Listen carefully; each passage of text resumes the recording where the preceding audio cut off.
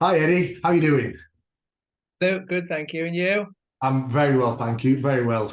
It's been good to get to know you over the past few minutes before the interview started because I think you've got a fascinating story and also a pretty fascinating approach to using your experience that you've got from previous lives and how you've now found a problem that's I've probably never heard of that problem being solved before. But it's a really interesting problem because everyone who's involved, every stakeholder in this process, I'm sure we'll get into it in a minute, get some value from what it is that you do. So, just before we get into all of that good stuff, though, Eddie, if you can just give me a bit of a background in terms of how you came to be with You Convey. Well, thank you. Great to have the opportunity to talk to you, Luke. And I'm always happy to talk about my chosen subject, which is residential conveyancing.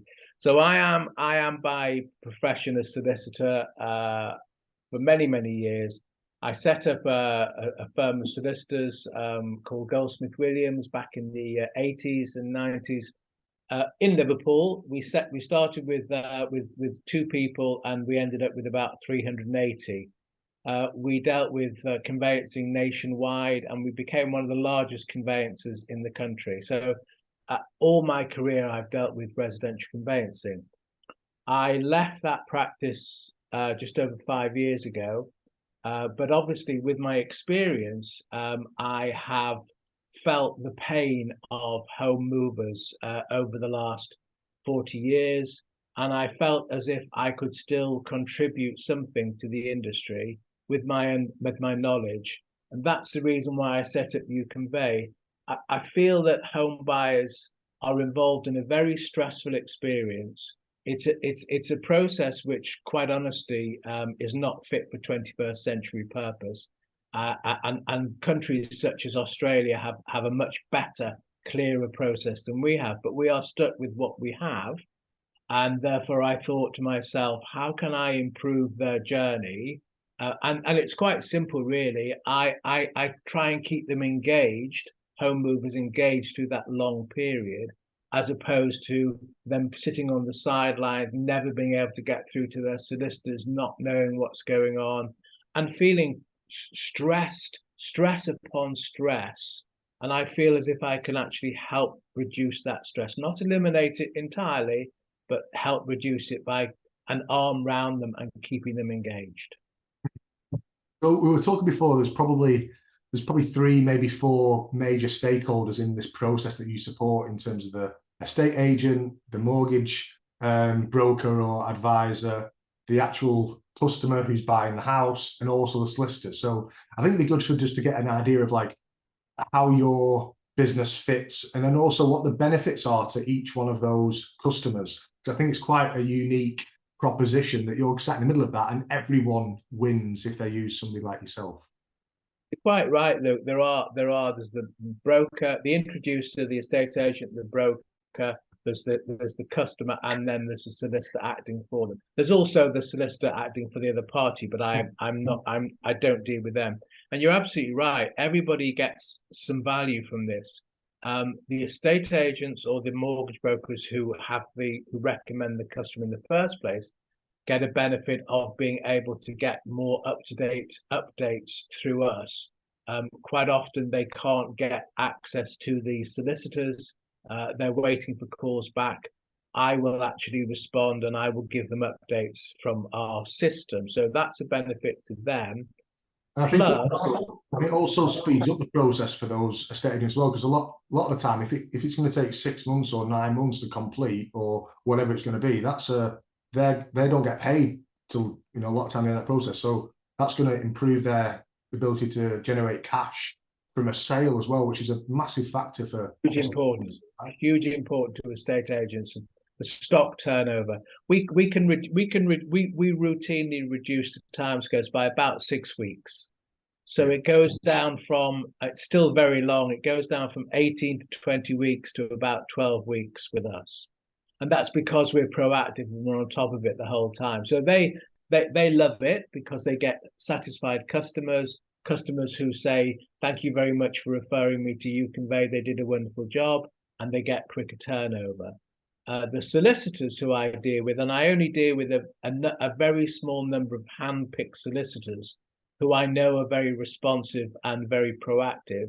They feed back to me that my customers, You Convey customers, are the ones that get in touch with them the least, and that's because we make it our job to update our customers on a weekly basis. Even though, Luke, sometimes it doesn't feel as if much is going on, just a quick email, just a one-liner, just to let you know, Luke, that your solicitors are still chasing this or still chasing that, and you go, great, that I know what's going on at least. And they can focus on what they should be doing, which is the conveyancing. Right? Exactly. And then the customer themselves, we talked about them being sidelined on the fringe, not knowing what's going on. We actually tell them what's going on and keep them engaged. So always round the whole process, everybody needs a little bit of communication and client care. That's what we do. That's what we do. It's fascinating, 6 weeks, you could reduce the time it takes to move stock by 6 weeks. Let's say a business was turning over 100k a month, that's going to be 100k cash into that person's bank account, into the estate agent's bank account, or 150k if it is 6 weeks, which is like a massive impact on those businesses as well as everyone else winning. I think that's it's huge. Strangely enough, that's what the estate agents are interested in, Luke. Yeah, reducing the time scale. Reducing the time scale. Well, everyone is, and the solicitors and all that type of stuff. So, fascinating business. So, take me through what was the thinking behind you, because I've never really heard of this type of service before, but I can absolutely see why it's hugely important. So, how did you decide this is what I want to do, and how did you go about because I think there's a story here in terms of you being an entrepreneur and seeing a problem and thinking I can fix that. So tell me about how you went about that. So I came up with the concept, how am I going to help these customers? I wasn't ready to leave the industry, although I'd retired from my job, from my company. And I first of all pitched an idea to We Are Nova, the investment specialist co-foundery company based in Liverpool as well. And I pitched an idea to them, interestingly, talking about people being able to do their own conveyancing. I thought to myself, it's a potential that people could do their own conveyancing, particularly on a sale, where effectively what you're doing on a sale is just proving title to your property. You're not investigating it because you've already got that title. And I pitched that idea to them, and they were very enthusiastic. And that was the idea that actually sold them the concept, and they were happy to co-found You Convey with me. What I found very, very quickly, Luke, was that wasn't going to work at all. And the reason it wasn't going to work was because other solicitors dealing with my customers would not be happy dealing with a customer in person. They wanted another firm of solicitors because they felt that there were undertakings and regulatory issues that could be offered by that other firm of solicitors, not by a customer in person. So people talk about having to change tack when you're a startup. I changed tack a number of times to get to where I am at the moment. Yeah. So I am very grateful to We Are Nova because they saw something in this, and I think it was a lot of understanding that I had a deep knowledge of the industry. So I'm probably an unusual entrepreneur because I've come at this from the end of my career as opposed to the beginning of my career. But I did actually bring that deep knowledge with me, and I thoroughly enjoyed it, Luke. I have to say, the startup world to me was completely alien. I read lots of books on lean startups, and the terminology is sometimes a bit confusing. But actually, what I found at the end of the day was a very clever way of being able to engineer a startup from start to to market launch. You know, it's very clever, and I'm very pleased that I was involved in that. Yeah, it's fascinating. There's a saying in business which is, don't change the goal, change the plan. So Yeah. I feel like you knew what the problem was. So your goal was to fix the problem. Your first attempt in how to fix that in terms of the customers being their own conveyancer, obviously insurance problems and regulation problems, but you still wanted to fix that goal, or that fix that problem. So you had to come up to another route. So I think that's quite, yeah. That's quite common, isn't it? Hmm. It's quite common. Yeah. I think that's quite common. Yeah. So that's the way I started, and still going. I mean, we're into our second year, Luke. We launched beginning of last year, and it's small numbers, but we just had our best month ever. So I'm very pleased with that, and I've got my first employee who's looking after our introducers, our estate agents and mortgage brokers. She's based down in Peterborough, so it's great to actually have somebody, as opposed to me just working away in my man cave here. It's just very nice to have somebody else working with me to start actually building this company for the future. So looking back then over the past 2 years, and maybe even over the past, throughout your career back into the 80s, what have you learned, and what would you potentially have done different in terms of when starting a business, starting your either businesses? I think what I've learned is, if you do a good job for people, and you're absolute, and you're fair, you don't try and rip people off, you do a good job for a realistic, reasonable price, people will come back to you and people will recommend you. And that's pretty much the mantra that I had throughout the whole of my practice career. Do a good job for people, and if you get something wrong, tell them that you got it wrong and put it right, rather than try and be defensive. And it's like that in any, you and I will have experience of all sorts of different trades, professions. It's not that common to come across somebody that, if they say they're going to do something, they do it. If they say they're going to turn up on a date, if they say they're going to phone you back, they do it. It's simple stuff, Luke, isn't it? But it's not that common. I agree. I did a video a few weeks back, or recorded a video about how I became successful in my corporate career, and it was pretty simple. You just told people what you were going to do and then did it, and then you're a bit of a unicorn. And people are like, oh, well, we'll keep asking Luke to do stuff, or we'll ask Luke to do that, and then you get promoted again, and you say you're going to do something, and then you do it, and people, it's fascinating, but there's not many people out there that do that, really. I described it as being, I was a bit of a unicorn in that sense. So it definitely helped. Yeah. So in terms of, I think there's probably a lot of people out there who would, estate agents, mortgage brokers, they are quite a high in-demand person that can refer work out to other people, right? Because there are a lot of time at the start of the process in buying a house for maintenance, for removals or whatever. So what have you learned about attracting those types of clients and getting your foot in the door and marketing to those, Hardest job is to get the first case from them, because it's a leap of faith. If they gave a case to me, if they referred a customer to me, and I did a bad job, it reflects badly on them.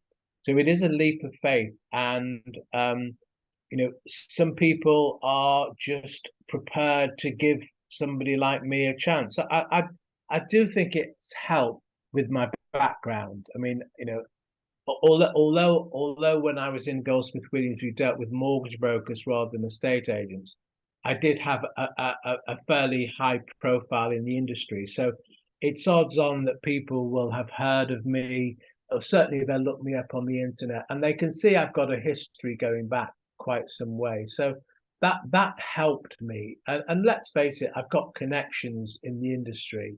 which I've been able to use. So the foot in the door, but you know, the proof of the pudding is in the eating, and you get it, if you get it wrong, you don't get a second chance. Mm. So you just have to work, roll your sleeves up and work hard at it and spend. I quite often work 8, 9 o'clock at night. I'm happy to phone people back early evening time. People are surprised at that, and they're actually, most of the time, they're very happy to actually get that call out of office hours. Mhm. It's just working hard, isn't it, Luke? Putting your graft in like anything. Yeah. And did you, over the years, obviously you probably met a lot of estate agents more in terms of, and probably your network has been a big success factor in building this second business. So what advice would you have to people in terms of networking or building their network? I don't mean going to like BNI or whatever. I mean in terms of building a circle of influence. What advice have you got around that area? It's the same thing as we were saying before. You know, you've got to get that first sale. Mhm. You've got to get that first, and you get that however you want to do it, whether you try and undercut the competition or you go the extra mile.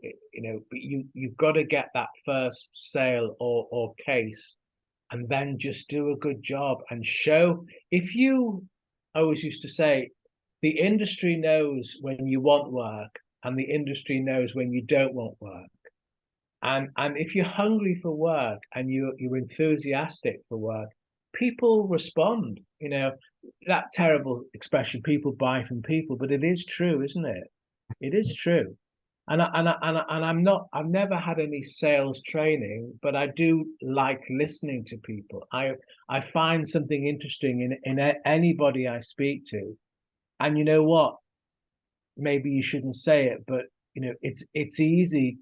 It's an easy job, a salesman, because all you have to do is ask ask the customer to tell me about their business.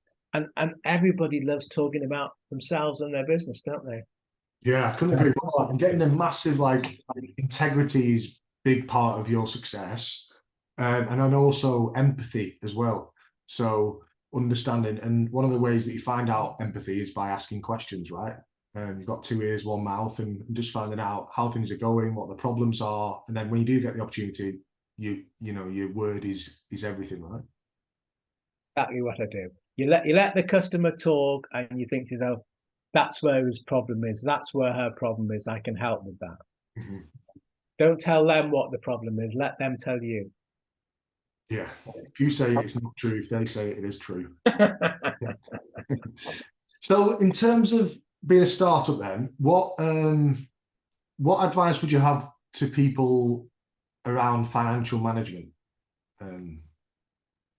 Well, I was very fortunate because I know I didn't want to commit my own funds. I did look around at uh, whether could secure the funding to start the business, but certainly at the time I looked around, there was nothing available from banks without personal guarantees or security, which I wasn't prepared to give or needed to give. So I was very fortunate to go to someone like We Are Nova who would do this without any financial input from me. So you know you've got to be very careful, haven't you, as a startup? I think the majority of startups fail. Is that still correct? Yeah, So 80% in year one, something like that. Yeah, it's a 60%. horrendous figure, isn't it? You don't want to be one of those, and if you can help it, I would caution very much putting your life savings into something. It's a big risk, isn't it? And if 80% fail, you know, it's a pretty risky, pretty high risk, isn't it, factor? So try and get somebody else to invest if you can. And it's interesting as well, you had I'm going to say the audacity, let's call it, you didn't quite get it right on your first attempt, but you're like, no, there's still a problem. Let's iterate and then tweak it. So even somebody with your experience about the industry and how it all works still didn't necessarily get it right first time. I'd like to think that's version 4, Luke. I'd like to think that in the future, sometime people could do their own conveyancing. It is entirely possible, but it's a long way off yet. Mhm. Interesting. And then what about from, you just said you've hired your first employee. How would you say things have changed from when you were employing in the 80s and 90s to now employing in the 2020s? What would say, yeah, how have things changed?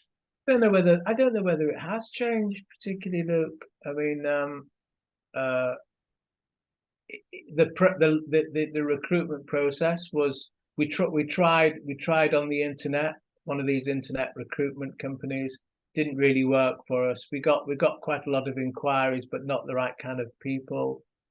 You have to go through that recruitment process. It took us quite a while to find somebody. She was on 3 months garden leave, so we had to wait for 3 months for her to join us. But in terms of the relationship between an employer and employee, I don't think anything has changed. I always treated my employees with the utmost respect. You're nothing you're nothing without your employees. Let's face it. So I always treated them with respect. Maybe in the 80s or the 90s, people didn't do that as much. That's not my experience. So my relationship with my employees is the same as it ever was in my old business. Interesting. Yeah, interesting. So I think there's a lot of might be a bit of smoke and mirrors out there that things are changing, and with the way that. I don't think so. Look, it's still hard to get the right person, isn't it? I mean, that as an employer, if you spend 2 months finding somebody and then 3 months waiting for them to come, and they're not the right person, you've lost 5 or 6 months. So you've got to get the right person in the first place. I probably, if I went back to my firm with all these biometric testing and everything else, I probably wouldn't get a job with my old firm. The way we used to take on employees in my old firm was, you felt it within the first few minutes whether that person was going to be right for you. It's probably completely the wrong way to take any employees on, but that's the way we used to do it, and that's the only way I know how to do it. If it feels right, if they come over, they're probably the right person. Yeah. It's not very scientific, Luke. But do you know what? Hit it on the head though. It helps if you get the right person. Employment helps, if you've got the right people on the bus. If you've got the wrong people on the bus, employment, it's going to be tough being an employer, right? Right, but no, it's certainly the first employee of a startup is probably the most important position I'll ever do, because if they get that wrong, everything goes AWOL. Everything goes AWOL. Yeah. Yeah. And I would say, you said it wasn't that scientific. I think that what you are looking for is not necessarily skills, but more values fit. And I think that's what you've probably learned over the past, an experience, is that just because they look like good on paper doesn't necessarily mean they're going to be the right fit for your organization, culture-wise and values-wise. Absolutely right. And and particularly in conveyancing, you get some great conveyancers, some great technicians who you wouldn't let loose on a customer because they don't have those client care skills. So it's hard to get a conveyancer that's got the technical skills and got those customer care. What I was looking for was somebody who had great customer care skills, but also a knowledge of and understanding of the industry. So yeah, I'm fortunate, and it's all working out well, I'm pleased to say. Wonderful. So just starting to wrap up, where do you see You Convey in 5 years' time? Well, I'd like to see it grow 10 times the figure that it is at the moment. That's what my investors would like to see as well. So I'd like us to be. I mean, it's a big market. There's up to 2 million potential customers a year in the industry. There's a lot to go for. The biggest conveyancer in the country is at about 5 or 6%. So it's a very, very, very fragmented market. So even if I'd like to be a significant conveyancer in the industry within 5 years, and I'd like to have a team of maybe 5 home and move advisors that were out there dealing with customers, some admin stuff, and I'd like to take more of a back seat myself, but deal with the strategic stuff, and be able to see how the company grows. That's the way I'd like to see it. Wonderful. Wonderful. Okay, so how can people get in touch with you then, Eddie, if they want to reach out to you? Or website You Convey. Website You Convey. Happy to talk to anybody though. Customers, introducers, estate agents, bring them on. Bring them on. Wonderful. Thanks, Eddie. It's been great to speak to you. Speak to you soon.